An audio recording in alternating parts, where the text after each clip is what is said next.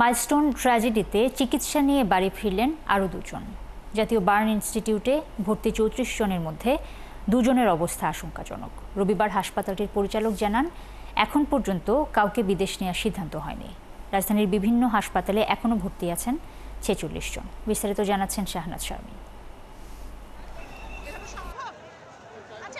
জাতীয় বার্ন ও plastic surgery institute থেকে আজ দুজন বাড়ি ফিরেছেন সুস্থ হয়ে। এদের একজন মাইলস্টোন স্কুলের কর্মচারী ৪০ বছর বয়সী সবুজা, অন্যজন কাজী আমজাদ সাইদ। এই নিয়ে মোট ছাড়পত্র পেল ৪ জন।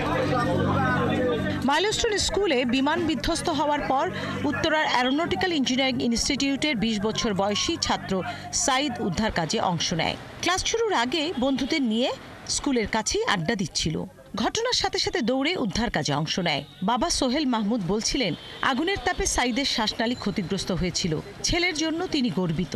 আমার কাছে প্রথম একটু খারাপ লাগছে যে আমার ছেলেটা অসুস্থ হয়েছে। আমার সামনে একটাই আশা যে আমার ছেলেকে নিয়ে। তারপর যখন নাকি সব কিছু বুঝলাম এবং বুঝার পরে একটা জিনিস অনুভব করলাম যে আমার ছেলে বিগত দিনেও বন্যা দুর্গতদের পাশে গিয়ে এরকম মহৎ কাজ করছে, এখনও ঠিক তদ্রুপ ভালো একটা কাজ করতেছে। শনিবার দুজনের মৃত্যুর পর জাতীয় বার্ন অ্যান্ড প্লাস্টিক সার্জারি ইনস্টিটিউটে এখনও চিকিৎসা নিচ্ছেন ৩৪ জন। এর মধ্যে ৯ জন রয়েছেন সিভিয়ার কন্ডিশনে, আর বাকিরা ভর্তি বিভিন্ন ওয়ার্ডে। ৩ দেশের বিশেষজ্ঞ দল কাজ করছে। এখন পর্যন্ত কাউকে বিদেশে নেওয়ার প্রয়োজন নেই বলে জানালেন হাসপাতালের পরিচালক ডক্টর নাসির উদ্দিন। যে রোগীগুলো একটু ক্রিটিক্যাল এবং সিভিয়ার, তাদের ব্যাপারে আমরা আরও ক্লোজ ডোর ব্রিফিং করছি এবং প্রতি মুহূর্তেই নতুন করে আমাদের মন্ত্রণালয় থেকে আরও কিছু হয়তো ডিসিশন আসবে। যারা চলে যাচ্ছে তাদের ব্যাপারে আরও ক্লিনিক্যাল সাইকোলজিস্ট নতুন করে নেওয়ার ব্যাপারেও আমাদের সিদ্ধান্ত আসছে।